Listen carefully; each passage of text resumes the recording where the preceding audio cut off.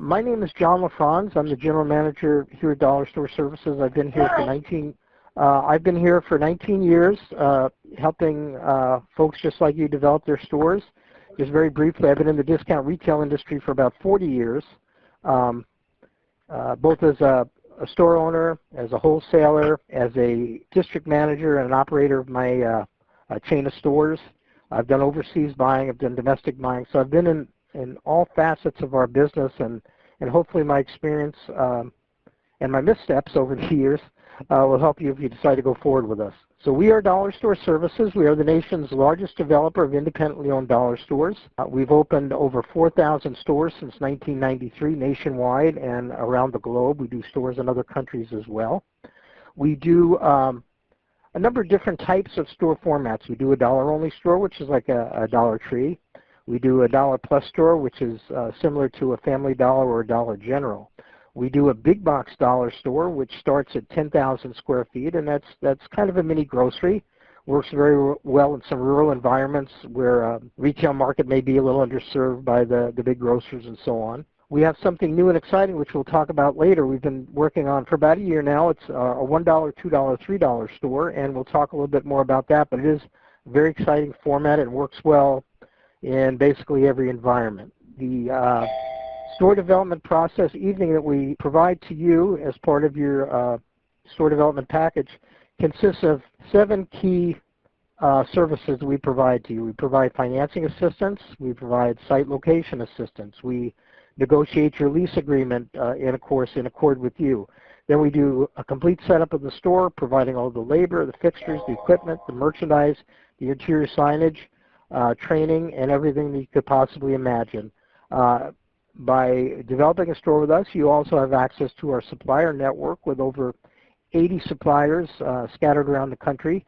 Again, because you're part of that network, you can enjoy savings on merchandise of 20 to 25% versus the prices that you would pay as an individual going to those very same suppliers, because we provide so much business to them through our network of stores that just like you were part of a chain store, you're always going to get the best price on product being part of our network. So 7 key services are designed to get you from start to finish and get your store open as quickly as efficiently as possible. And I want to touch for a minute or two on each one, and then I know you have questions later. We'll get through them. In financing, we have a number of different types of lenders that we can put you in contact with. They're designed to address many different credit profiles. If your credit score needs a little bit of assistance, we have lenders that can provide that to you. We also can facilitate SBA loans, borrowing against your IRA or 401k. A lot of our owners now do home equity because the housing market is so strong. There's a lot of equity in individuals' homes, and that's the least expensive money, borrowing from yourself in essence. If you need a business plan to go to a lender, we're happy to provide that to you at no charge. And lastly, I might have mentioned this, but we can help you in securing an SBA loan. There are a lot of requirements that you have to get through to do that, but we've done them many times, and if that's something that can work for you, we can walk you through that process as well. So many options for financing. It's very easy to get started in our program. You fill out a simple application. Your sales representative can do that with you in about 10 minutes on the phone. You put in place a $500 deposit. Good evening, welcome. And that deposit is fully refundable for any reason or for no reason. If you can't get financing, if we can't find you a good location, if you're not happy with the lease terms, or you just decide you want to go in a different direction, all fine. And that deposit comes right back to you. If you do end up developing a store, that $500 deposit becomes part of the purchase price of your store. So you never lose it, and it's never at risk. So that's a little bit about financing. If you decide to go forward and you get funding, or you decide to do your own funding, then we move you into our site location department. And there we assign a site location specialist in our office and a leasing manager. And they will become your site development team. In site location, we identify every available location in the area you've given us to search in the size range that you would like to develop. Sure. Then could you please mute your phone, sir? Thank you. Then we identify the locations that really don't fit our criteria. Maybe there's a competitor too close, or the rent's too high, or we don't like the condition of the shopping center. Whatever those things are, we eliminate those locations, and then we provide to you the locations that we think are viable and worthy of your consideration. And we upload all the information about them onto a proprietary website that you'll have a login and password for. It's called EasyTrack. We developed it some years ago. And you will be able to see for every shopping center, for every location, the demographics, the population, the household income, the traffic going by the shopping center, the population of 1, 3, and 5 miles, the household income, and of course a map showing where all the competitors are in and around your area.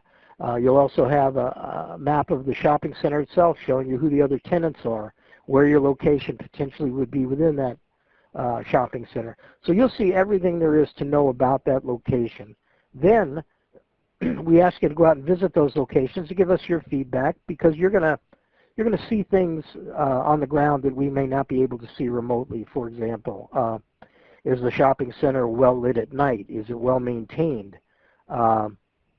And if you like the location, we go ahead and negotiate on that location for you to see how much free rent we can get, what's the rental rate that we can secure, how the landlord's going to deliver the space, and so on. And we will negotiate on more than one location, certainly. We'll negotiate on a number of them, because at the end of the day, we want you to have some good alternatives in terms of a location. And we can also help you compare and contrast one location against the other to hopefully give you all the information you need to make the best possible decision on that location. And that is always your decision. We will give you all the support, certainly give you all of our input, but at the end of the day, it's your store. You're gonna determine that that location is the best for you. So once we've gotten to that point, we're getting ready to negotiate the lease. Then our leasing manager that's part of your team takes over, and he's going to do that final negotiation with the landlord. And each of our leasing managers negotiate well over 100 retail leases a year. They're very skilled, and especially so with regards to our business. They work solely for us. They're here in our office. We don't use outside agents or anything like that. And they know what's most important in negotiating a dollar store type lease. For example, we start with a letter of intent that we present to the landlord for a location that you have interest in. And in that letter of intent, we propose what the rent should be, how much free rent we want, how the landlord should deliver the space to you. We want it in what we call vanilla shell condition. Floors in, ceilings in, walls are painted, basically ready to occupy. But along with that letter of intent, we ask for over 17 key provisions, and they're all designed to protect you as the business owner. And I'll give you just a few examples. We always insist that the space and the restrooms specifically are ADA compliant. And what that means is that the space complies with the requirements of the Americans with Disabilities Act. In other words, it's handicapped accessible. Because if you were to lease a space and you found that the restrooms were not handicapped accessible, that can be a $10,000, $15,000 expense for you. You have to expand the size of the restroom. You have to provide a wider door. You have to put new fixtures in there that are, again, handicapped accessible, and so many other things. We want to make sure the landlord bears that expense and not you. So that's a very important provision. It's only one of the 17. Others include, for example, exclusive use, meaning that you will be the only dollar store in that center. The landlord can't turn around in 6 months or a year and lease to another dollar store, because that's going to have a bad impact on your business. So we want that guarantee in there. We also negotiate what's called a dark clause, which a lot of people are generally not familiar with. But what that means is if you sign a lease, and part of the reason you signed that lease is because there's a great anchor tenant in the center, maybe there's a Target store or a grocery store, and you like the center because of that, because it's busy and it brings customers to your store as well. Well, if that big tenant moves or closes, well, all of a sudden that center isn't the same center that you signed a lease for and you fell in love with. So we want to make sure that you have options. So with that dark clause, should that happen, we negotiate different types of solutions for you. You may be able to void the lease with no penalty. You may be able to convert to a percentage rent or no rent until the landlord repopulates that shopping center space. So we want to provide protections for you always, and those 17 key provisions are the way we go about that. So once we've got the lease negotiated, we review the terms and conditions with you. You will be in lockstep with the leasing manager throughout the process. So you're going to know what the initial letter of intent says, what the counter proposal is back from the landlord, what we're going to go back to them with, we strategize with you. So we get to the end of the negotiation. The lease is ready for execution. The terms and conditions are all that you've agreed to. We review that with you, and if everything's as it should be, you go ahead and execute the lease, and now we're ready to develop your store. Next step is to move in a couple of different directions. You would go to our training desk, and our trainer would be in contact with you, and she's going to schedule your training. And training happens a couple of different ways. Part of it is over the phone, scheduled at your convenience, and another big portion of it is internet-driven. We've got internet modules, computer modules that you can review at your convenience on your own time, and then follow up with the trainer with specific questions you might have, and that's a great option so you can do it over time. In addition to that, you're going to be talking to our merchandise manager, and she's going to be starting to talk to you about different categories of merchandise.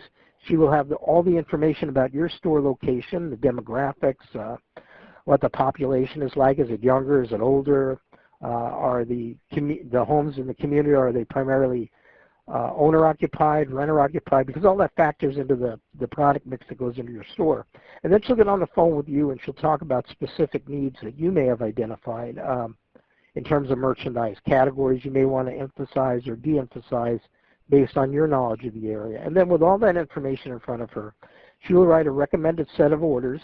She'll send them to you, and you and she will review them, and you will approve every order, and you have full autonomy to make any additions, deletions, changes that you would like to make so that the orders are exactly what you would want them to be.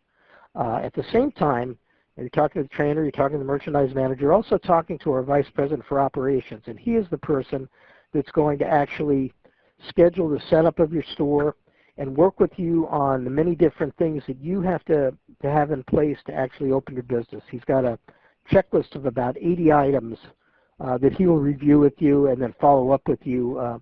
Things like getting your business license, getting your sales tax ID number, setting up your federal tax ID number, and then coordinating with you and the landlord so when the space is ready, we can arrive as quickly as possible to get your store open as quickly as possible. Because in the course of negotiating a lease, we would have negotiated free rent for you. Maybe 2, 3, 4 months of free rent. So we want to make sure that you have the benefit of most of that rent, and by doing so, by having us coordinate with you and your landlord so we can arrive virtually as soon as the landlord is done with his work on the space and is handing you the keys, we know that we can set up your store in a week. We arrive on a Sunday night, walk the space with you, our build-out supervisor does. Monday morning, the fixtures and equipment and merchandise start arriving. We set up the counters, install the slat walls, put the interior signage up, set the checkout in place, and then start receiving the merchandise. And as it's coming in the door, our crew is there. We're receiving the merchandise. We're stocking the shelves. And in virtually all cases, in 7 days, you are ready to open. Larger stores take a little bit longer, but 1,000, 1,500, 2,000 square foot store, certainly we complete, generally speaking, in 7 days, start to finish. So that is the store setup process. Excuse me. Each of our setup supervisors does about 30 stores a year, so they're very adept at getting that work done as quickly as possible. They send us progress photos every evening so I can review what they've done, how the merchandise looks, is the displays what we want them to be, and we critique them every evening and make any changes so they can make those adjustments first thing in the morning and then continue with your work. Along with all of that, the training, the store setup, the operations VP that's going to be working with you, as I mentioned earlier, you become part of our supplier network, and that's key. for a couple of reasons. One, we have, as I mentioned, suppliers located around the country. So wherever you are geographically, there are suppliers relatively close to you. So you can order merchandise, have it come in quickly, so you can keep your store full all the time. We, as part of our network, and this is the most important part of what we do, we visit each of our suppliers monthly. And I do a lot of this traveling. Our owner actually does a good amount of this traveling as well. What we want to do, and what we do is we visit each supplier once a month.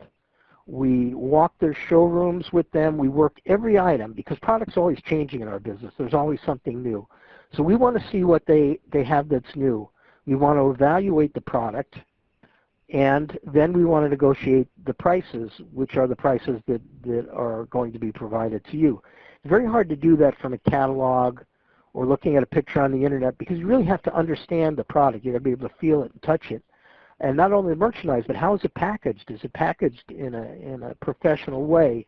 Does it have a good appearance on the shelf? You can have a beautiful item, but if the packaging is substandard, it's not going to look like the item it should. So we evaluate all of that. And then we find an item that we like. We negotiate the price. If we believe the price is acceptable, then we provide that information to you on a weekly basis. You're always going to get emails and offerings of new products from different suppliers directly from our office. And these are all items that we have evaluated and hand-selected.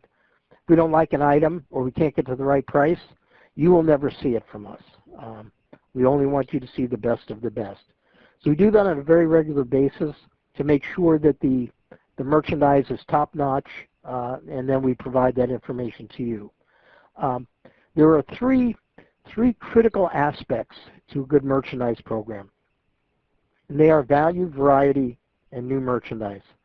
Well, we already touched on value, and the way we can provide value to you is by making sure that the product is the best product available and then negotiating the price on it. And we do that for you, as I say, week in, week out, and get that information to you. Variety. There's a couple of ways that we achieve variety, and having variety in your store obviously is important. The more you can show to your customers, the more opportunities you have to sell product to your customers. So you have your value. Now with variety, number one, we have, as I mentioned, a large number of suppliers, about 80 suppliers on our network, and some of them are general merchandise suppliers, and a general merchandise supplier would provide merchandise in a large number of categories. Then we have specialty suppliers that are the best at what they do. For example, we have a supplier who specializes in small electronics. We have a supplier that only does greeting cards. We have a supplier that only does costume jewelry. Incredible values in costume jewelry. It's one of our best categories, actually. But we have many, many different types of suppliers so that you can have as much variety as you would like in your store. But we take it one step further. In our business, when you buy merchandise, typically you have to buy in what's called a master carton. And a master carton is typically 72 pieces or 144 pieces of one item. And that's the way most often you have to buy merchandise. And that's a lot of merchandise. You know, if you're ordering a pizza cutter, you may have to order 72 or 144 pieces of that pizza cutter. You're going to be having that for quite a while. But in our merchandise network, because we do so much business with our suppliers, they make a special accommodation for our stores. And what they do is they ship what's called an inner carton. So in that master carton of 72 pieces, there are usually 6 smaller cartons of 12 pieces each. And our suppliers will ship you one of those. So instead of having 72 pieces of one item, you can have 12 pieces of 6 different items for the same inventory investment. So you've got 6 times as much variety in that one example just by being part of our network, and you replicate that throughout the store, and you can have an incredible variety of merchandise, and you're always turning that product. You know, you get 12 pizza cutters and you put them on the counter. You know, you go to check that supplier in a couple of weeks, you're down to 6, you order another 12. So about the time that last 6 is selling out, you got another dozen coming in. Instead of having 72 pieces sitting in the back room for 6 months, don't want that. And within our system, you don't have to have that.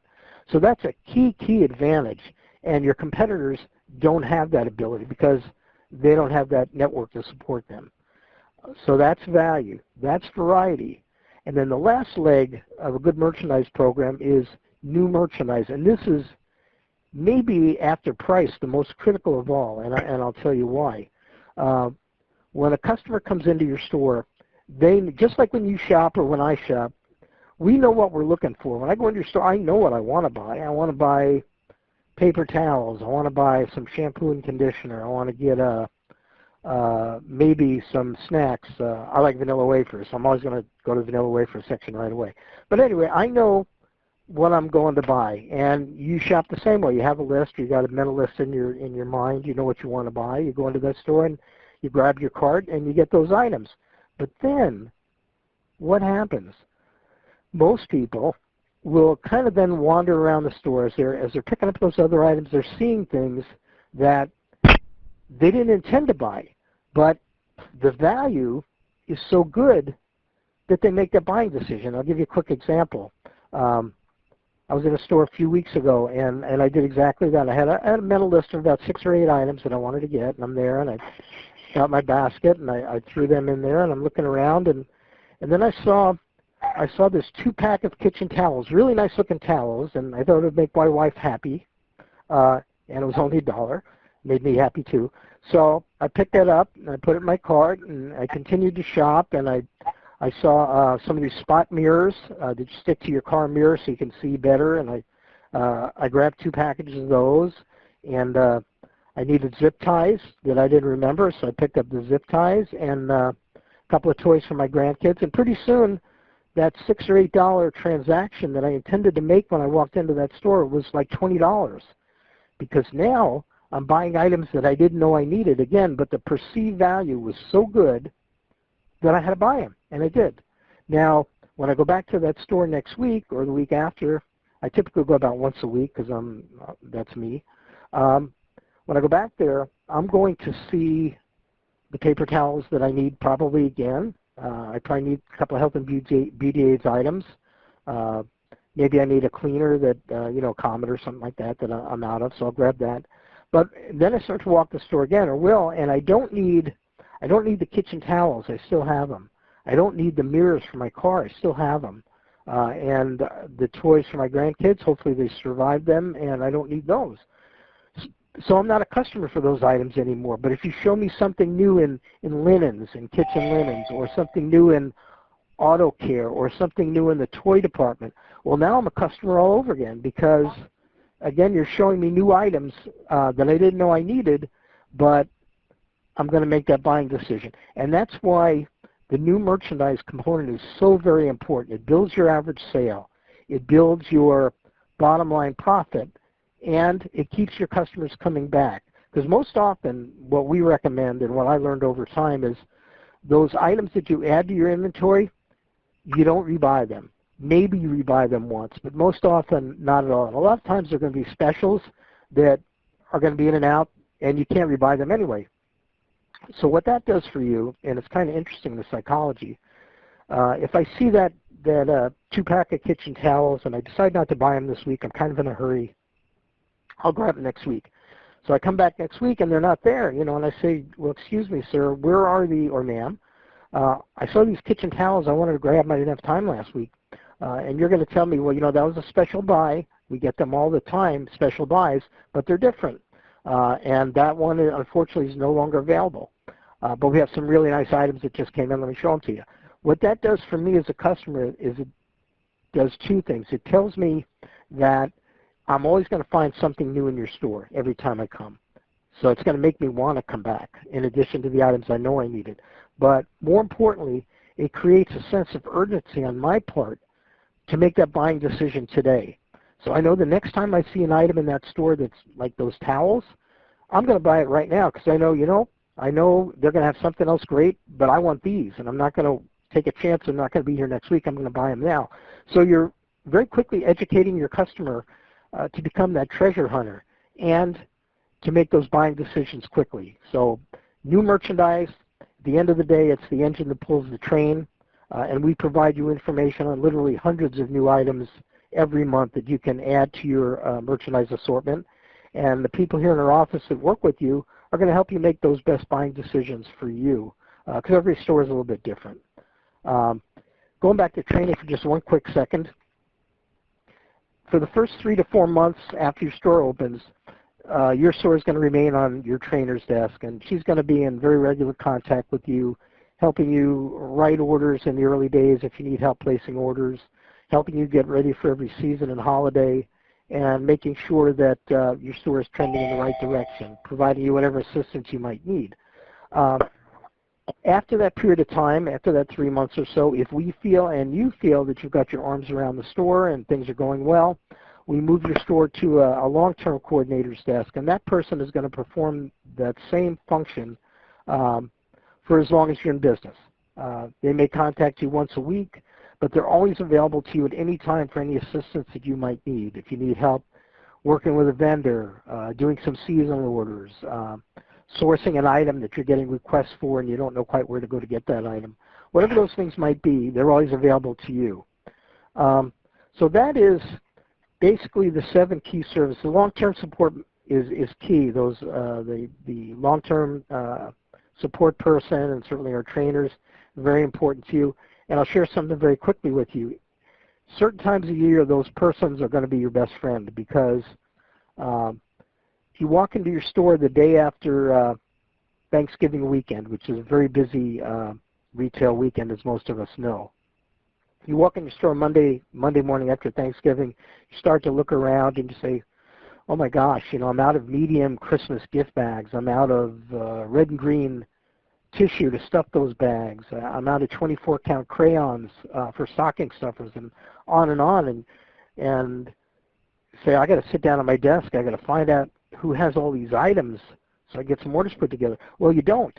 What you do is you call your representative here in our office and you say, I need to know who has these 5 items. I need to put a larger order together, but I need to go to one source to get these 5 items. And the representative that you have here in our office is going to know, she's going to have a list on her desk, a hot list of all those key items with the different suppliers that provide them. And she's going to look at that list and she's going to say, you know what, supplier A has them. Let's go ahead and put an order together with them right now. So instead of you spending hours contacting suppliers, trying to go through websites, making phone calls, you make one call and we get that product coming. Because between Thanksgiving and Christmas, every day sales-wise is like 3 days any other time of the year. It gets that much busier. So you don't want to be out of anything for a day, no less a week. So that person is going to be a key resource for you, and you'll find that they can give you an awful lot of good assistance. So that's just one piece of the long-term support that we provide. So that's our program. We're going to get to questions in a minute. I did want to spend just a few minutes, and I appreciate everybody's patience because I do tend to go on, and I apologize for that. But there are some exciting things happening in our industry that I wanted to share with you. You know, we've been through this pandemic. A lot of businesses suffered. Sadly, a lot of businesses had to close. They weren't able to reopen. Dollar stores were a big exception to that. Our stores were busier than ever. Because we had product that people wanted and needed, and we had it at the lowest possible prices. And our stores were considered to be essential by the cities and the states, and so they did not have to close. They were allowed to stay open, where many other businesses were not. So that was a huge advantage for our stores, for the dollar store business in general. Dollar General, I think, for the second quarter of last year, which is the height of the pandemic, they had the largest year-over-year sales increase in the history of their company, right in, and that's March, April, May of 2020, when things were really, really difficult with COVID. They were doing better business in our stores as well. So sadly, it was a boon for us. A lot of people suffered, a lot of businesses suffered. The other benefit, I hate to use the word benefit, the other thing that occurred that is benefiting our stores and people like you right now is that great locations are available, because a lot of those businesses could not reopen. So landlords have locations, they've got great locations, and they want to find quality tenants such as yourselves. And more importantly, they want to have a business that won't be required to close if something like this, and I hope to everything that it never does, but if it did happen, they want a business that can stay open and continue to do business and, of course, pay them rent. And they know that our stores can do that, so we're very attractive to them. So that's one other interesting comment about our business. We did find that there were some surveys done after the pandemic where things kind of started to get back to normal. And they pulled, in this one survey that I read, they pulled a lot of grocery store customers. And they asked a couple of key questions. One, they asked, what is the most important thing to you when you go to a grocery store? And it was kind of centered, the poll was kind of centered around the fact that grocery stores were out of a lot of product and the dollar stores were not. Our supply chain is much different than a traditional grocery store, so we're able to get product and get it quickly. Anyway, so one of the key questions they asked was, what is the most important thing to you when you shop a store, any store? And they said convenience and price. And what does a dollar store provide? We're the most convenient retail store that you can imagine to shop. To get in and get out, you can park out front, you do your shopping, and you're on your way. And price goes without saying. We're always going to be the least expensive on virtually every item that we carry that a grocery store carries or a Walmart carries and so on. We're always going to be less expensive. And then the other key thing that came out was they asked the shoppers, did you feel or do you feel that during the pandemic that your grocery store took advantage of you and they price gouged you? And whether that's true or not, people believe that that's what happened and is still happening. And I know when I go to the grocery store, I'm paying a lot more for meat, I'm paying a lot more for paper products, I'm paying a lot more for lots of things. The dollar stores are basically, the prices haven't changed, so explain that to me. But so that's what's in people's minds. That's what's in your customers' minds. They want value. They want convenience. They want to feel like they're getting a good deal. And that's what they get in your typical dollar store. So that's so important. And, you know, right now, we're coming up on the fall holidays. There's still a great opportunity if you do decide to go forward to get your store open for the holiday, to take advantage of some of that business. I will say there's never a there's never a bad time to open a dollar store. There's always something going on the calendar for us, whether it's Thanksgiving, Halloween, Valentine's Day, spring, summer, graduation, all the patriotic holidays. There's always a season in our business. But if you can open during Christmas, it is a little bit of an advantage because you get to introduce your store to many more people quickly. But as I say, there's never a bad time. But if you are ready to go now, certainly we'll do our utmost to get you open to take advantage of that. So with that said, I neglected to mention at the outset, but because you did attend this teleseminar, if you do decide to open a store, you will receive $2,000 in extra free merchandise when we develop your store for you. And one other reminder, you know, if you do decide to go forward, simply have to do a quick application and a fully refundable deposit with your sales representative, and that'll get the process started. You'll move into finance first, and you will know within 72 hours what type of financing you qualify for, what the terms are, and how much. And then you can make the decision as to whether or not, you know, that looks good to you and you want to go forward. If you do, that's great. We get you right into the site location to go to work. If you decide it's not for you or you want to wait, that's fine. You just let us know. We'll refund your deposit to you. But again, within 72 hours, you're going to know what you can do. And it's a very quick process. So with that, what I would like to do is now kind of open it up to questions. And I would ask you just that if you have a question, unmute your phone, and then just, you know, introduce yourself with your first name and the city and state that you're in. And let's get to those questions. And remember, there's never a bad question except for the one that you don't ask. So I am ready. First question?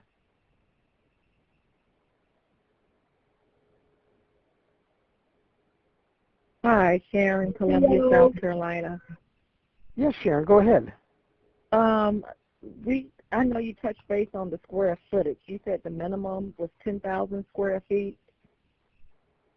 Yes. Is that No, no, no. The minimum for the big box store is 10,000 square feet.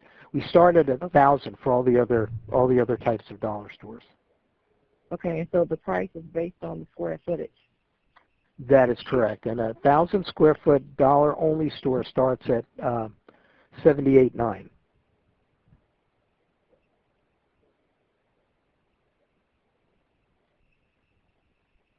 That was my question. Does that answer Thank your you. question? Yes. Thank you very much, Sharon.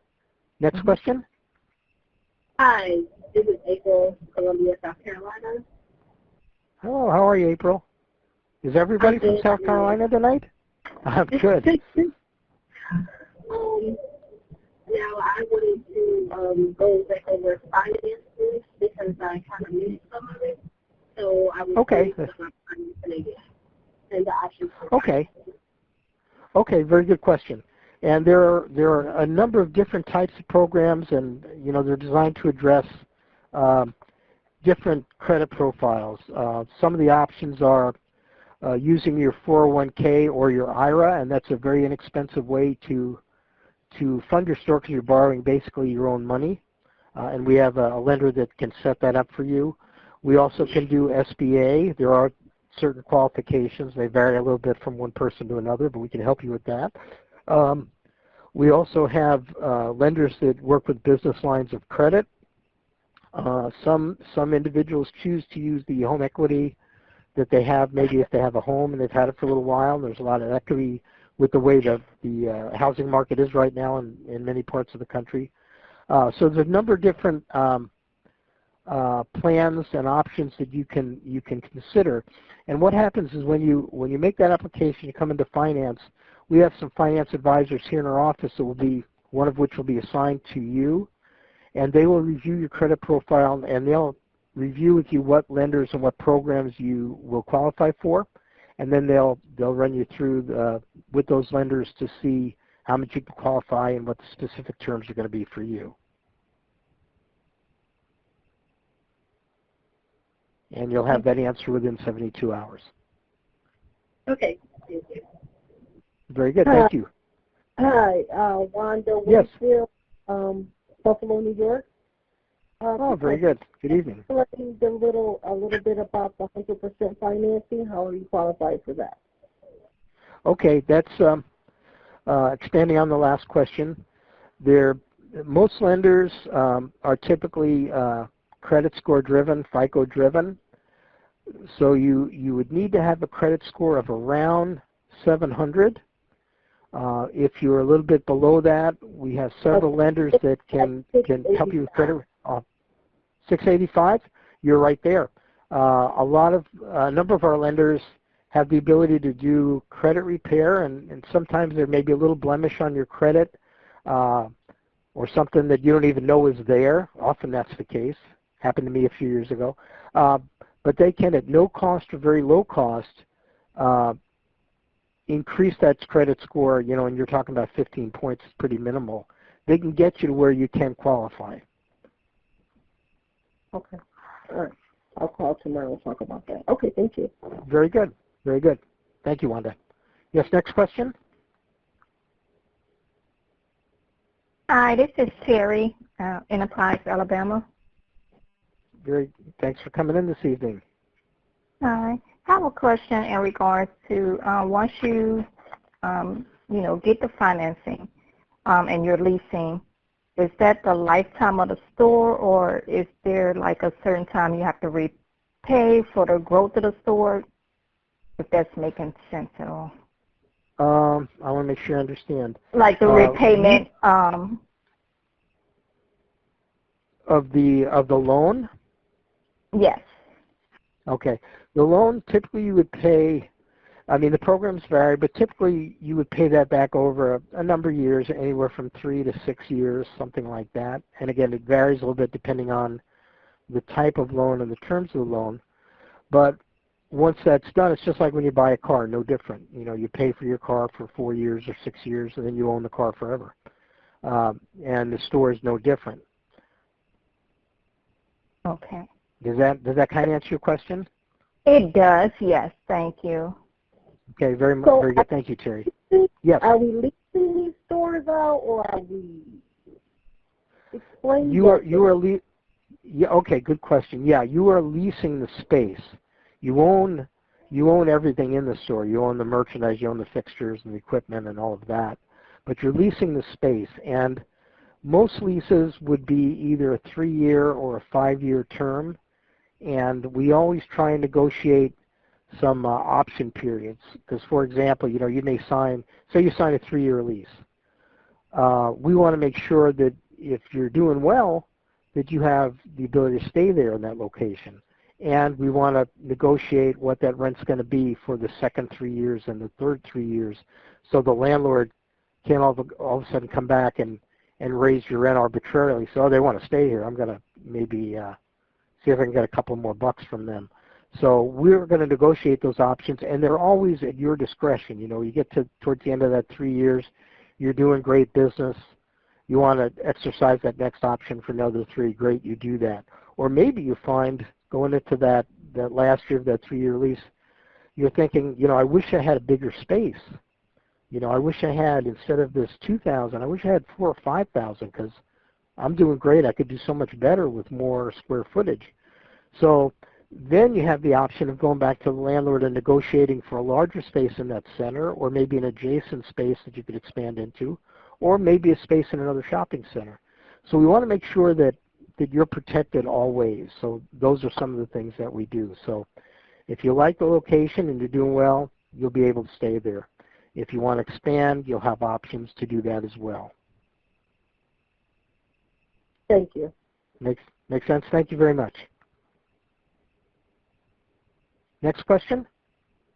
Hi, my name is Janet. I'm from Fredericksburg, Virginia.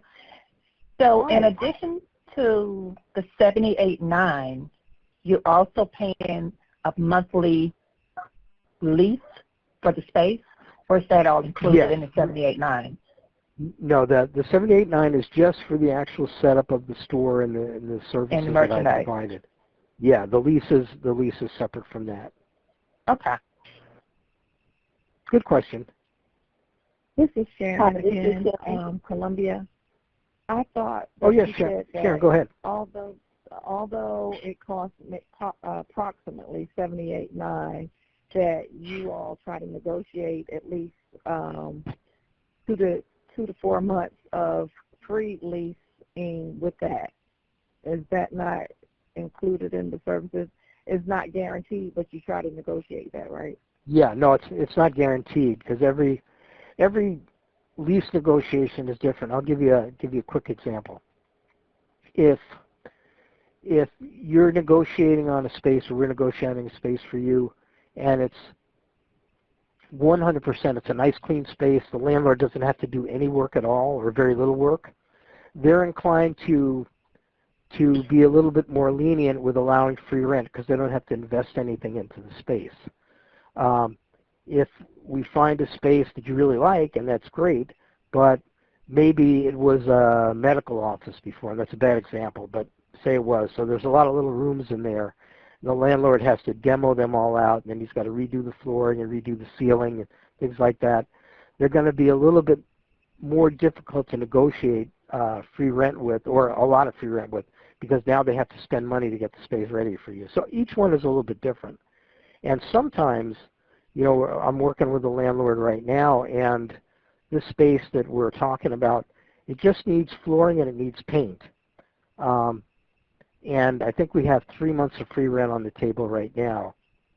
But this landlord, I said, we want you to do the flooring and we want you to do the paint. And he came back to us and he said, I'll be honest with you. He said, I don't want to have to deal with doing that, having to find a contractor and going through all of that. He said, but I'll tell you what, how much do you think that's going to cost? So we said, well, the flooring and paint, it's going to be about $6,000. He said, okay, I'll give you another 2 months of free rent, and your tenant can go ahead and do that work themselves, which is great because I know that our tenant is going to be able to go in there and paint for $1,000 and probably pay $2,500 and get the floor done and pocket that extra money that he would have paid for those other 2 months of free rent. So it's always a negotiation, and what we always try and do is what's best for the client. I really don't care about the landlord. We want to do what's best for you. So we'll always go through that, and as I say, everyone's a little bit different, but we'll talk through the economics of it together to see, is that a good option for you or not, and then we'll go forward from there. Does it make sense? Yes, thanks. Good, thank you very much. This next question? Hi, this is Sharon from Georgia. I have a two-part question. First part is on the training. When the store is about to open and the trainer comes in, are they assisting us with finding employees? That we actually do before. Okay. Two good questions. Normally, in the training from our office, before we ever get to your store, we're going to be working with you to help hire employees. We have, templates for the ads. It's all part of the training function that we go through, how to advertise, how to screen, how to hire. So that's typically all done before we ever get to your store.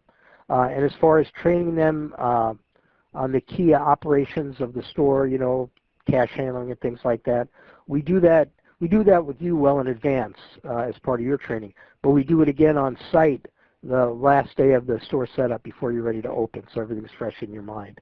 And you're welcome to have, you're welcome to have your employees there. In fact, what I always encourage store owners to do is if you have some employees or that you've hired or family members that are going to be involved in the store, we can always make them part of the store setup crew, so that they're, and of course we'll pay them, but in that instance they're there from day one learning a lot, what the product looks like, who it comes from, why do we display things a certain way.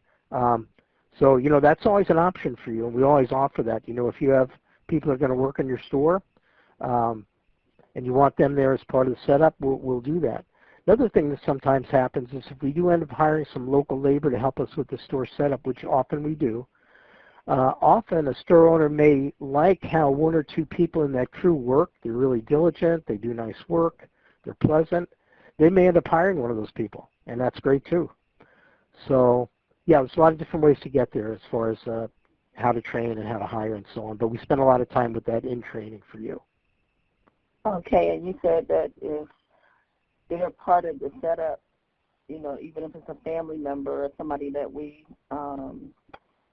would make a good employee, you're going to pay them to help during the setup? Oh, absolutely. Now, the only thing I will say is that if I have my great-grandma, she's 93 years old, and she's got one of those big horns that she listens through, that's probably not going to work. You're right. But as long as somebody can physically do the work, absolutely.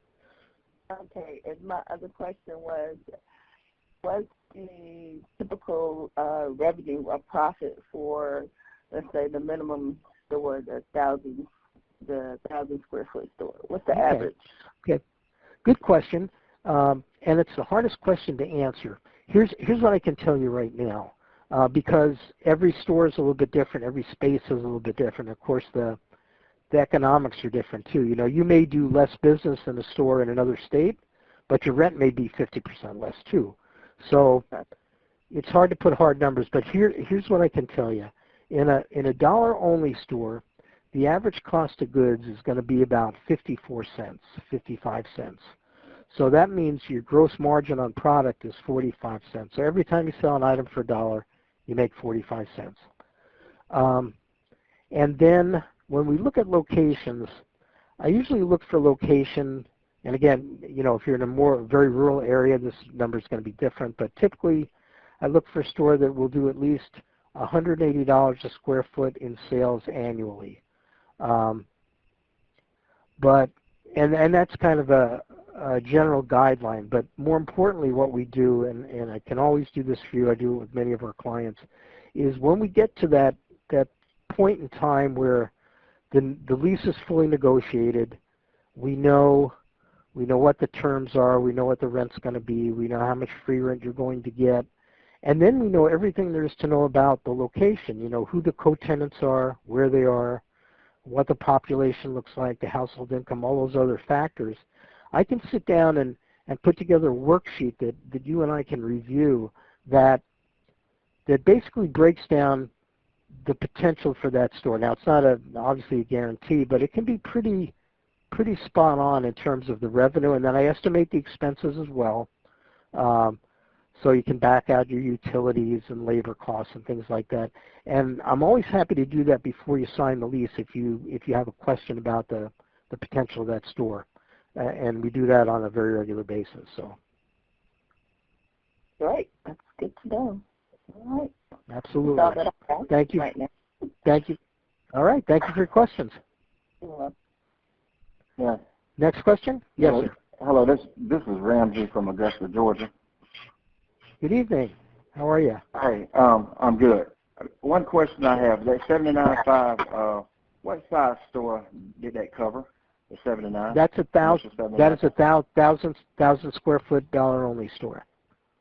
Okay, the max square footage store. What's the price on that as far as the initial price on that store? Okay, for the larger, well, we really don't have any cap on store, store size. But just to give you an example, a 10,000 square foot dollar only store would be $265,900. Okay, 265. Okay, the next question I have, I'm going back to that minimum 79. What percentage of that 79.5 is covers merchandise? What percentage is the value of the merchandise of that 79.5? Okay. Original. Good question. Good question. In the dollar only store, the merchandise in that 1,000 square foot store is $16,000 at cost, about $32,000 at retail. Okay, it's $60,000 cost, $32 retail. Yeah. Am I correct? Okay, I'll just take a note. Yes, sir. Okay. All righty. And also another question. As far as what is the maximum amount? Is there pretty much? Do you have any kind of set forth? I guess system where you're not going to let, I guess, store rights, I guess property rights or zoning rights, original rights. You don't want two stores side by side. Say two of us on the line now. We can't open stores within 3 miles of each other, etc. With your territorial rights. Do you have anything like that set in place?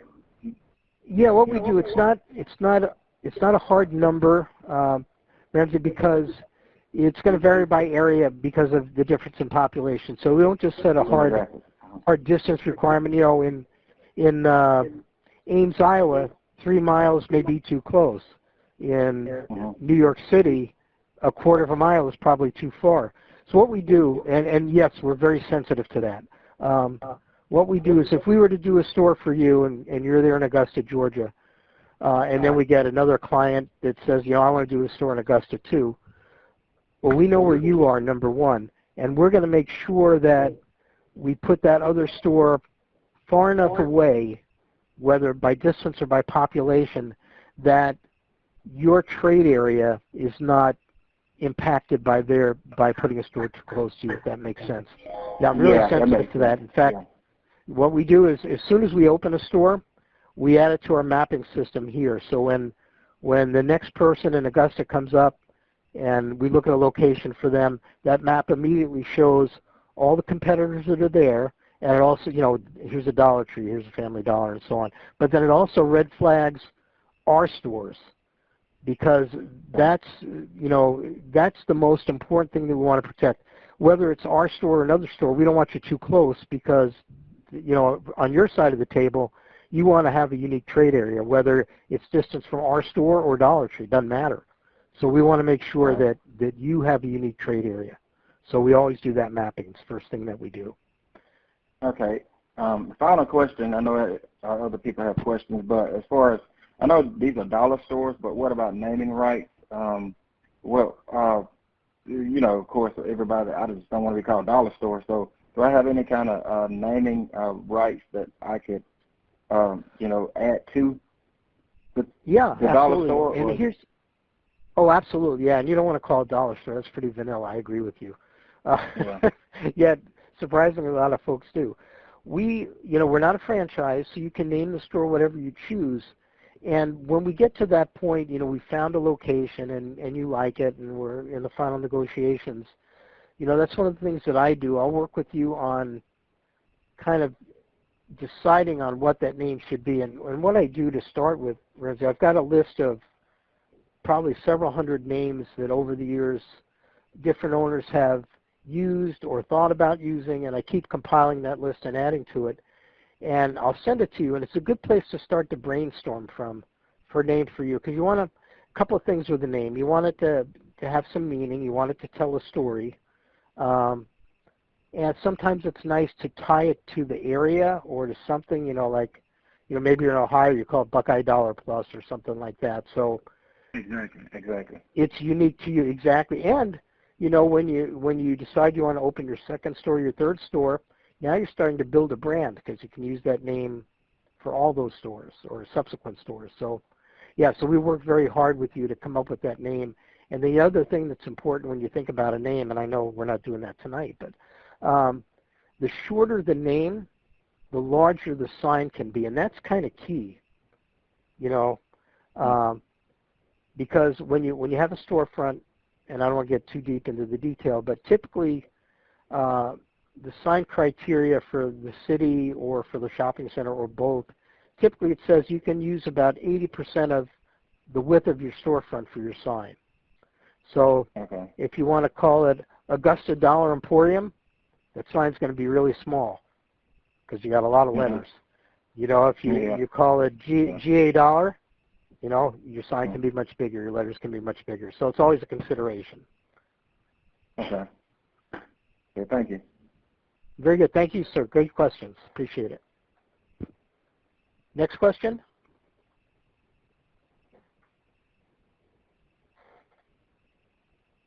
I know there has to be one more. I'm sure of it.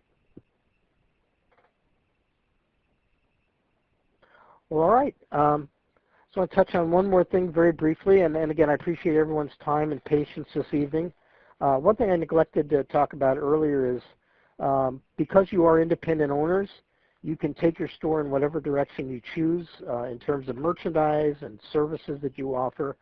And we do have, and owners are very creative, and I'm always learning something new from them, but we do have a number of programs that you can add to your store that are very inexpensive to add, and sometimes they can create a lot of additional traffic and revenue for you. For example, a lot of our stores participate in the EBT program, which is the food stamp program. And we, in training, we'll talk about how you can set that up if you choose to do so for your store. And it's very inexpensive to get into. Other programs that some stores add are notary services. Again, very inexpensive to set up. It can be a nice source of revenue and brings people to your store. It's very hard if you ever had to get something notarized. It's very, very hard to find somebody that does that anymore. So that's a key service that you can provide with virtually no cost to you. We have a key center where you can duplicate keys. If you've ever been to Home Depot or Walmart to get a key made, it's like $4 or $5. Those key blanks cost 50 cents. So we have a nice key program where you can sell your keys for $2 or $3 or 2 for $3 and triple your money. Again, it's a nice service that takes up 2 square feet on your checkout counter. Stores tend to add other things like rack programs like Little Debbie. We work with Coke and Pepsi to put coolers in your store so that you can offer their products as well. We have a program where you can do custom printed banners while your customer waits, do them right there in the store. And so many other programs that are easy to add. Again, I want to thank everybody for their time this evening. I know everybody's time is valuable and it's late for lots of... With that being said, I have one question. Yes, go ahead. Is there fees for those extra services? Yeah, there's a cost for each one, but we walk you, because you have to buy equipment, but we walk you through that. Most of them are very inexpensive. Like the notary, you buy a stamp. Once you take the notary class in your state, usually it costs about $50 to take the class. And you have to buy a stamp, which costs about $25 at Home Depot, and you're in the notary business. And there's many, many things like that. The key duplication program, I think, has a cost of $1,300 to set up, and it's got like 800 or 1,000 key blanks, plus the key machine, the rack to show everything. So most of them are very inexpensive to get into. And so who works? You have to hire someone to try to work those machines? Your cashier can do it. It's very simple. Oh, okay. Yeah, absolutely. Yeah, you don't need any extra staffing for any of that. It's just extra revenue and profit. Okay. Thank you. Thank you. And I just want to get out real quick, everybody I know has a sales representative assigned to them. It would have been on the email that you received. If you have questions, of course, reach out to them. You can always call me as well. I'll give you my number real quick if you want to jot it down. It's 702-637-3389. Again, my name's John LaFronz. I'm the general manager here. Your sales rep is always the best source, but I'm always happy to talk to you. And I know many of you may have follow-up questions. Give me a call. Happy to spend the time to go through them with you, so don't hesitate. And with that, again, I'd like to thank everybody. Yes, go ahead. Can you repeat your number again? I'm sorry. No, that's fine. 702-637-3389. And if I don't answer, leave a message. I'll get back to you as quickly as I can. And if you're ready to get started, call your store development rep tomorrow. We'll get going. And don't forget, you do have that $2,000 in free merchandise incentive if you decide to go forward and you do your application deposit by, I think it's next Wednesday. Then you would qualify for that as well. So, again, thank you everybody for your time. I appreciate it. Great questions. That's always the best part of the evening for me. And look forward to having the opportunity to work with some of you, or maybe all of you. Who knows? But thank you very much. You have a great evening now. Thank you. Take care now. Thank you. Bye-bye now. All right, thank you. Thank you. Thank you all. Have a great evening. Bye-bye. You have a great evening now. Thank you. Take care. North America's largest developer of dollar stores. Over 4,000 businesses opened nationally since 1993. For more information, visit our website at dollarstoreservices.com.